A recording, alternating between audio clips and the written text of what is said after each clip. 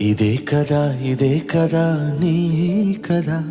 ముగింపులేనిదై సదా సాగదా నీ కంటి రెప్పలంచున మనస్సు నిండి పొందున ఓ నీటి బిందువే కదా నువ్వు వెతుకుతున్న సంపద ఒక్కొక్క జ్ఞాపకానికి 100 ఏళ్ల ఆయువుందిగా ఇంకెన్ని ముందు వేచెనో అవన్నీ వెతుకుతూ పదా మనుష్యులందు నీ కథ మహర్షిలాగా సాగదా మనుష్యులందు నీ కథ మహర్షిలాగా సాగదా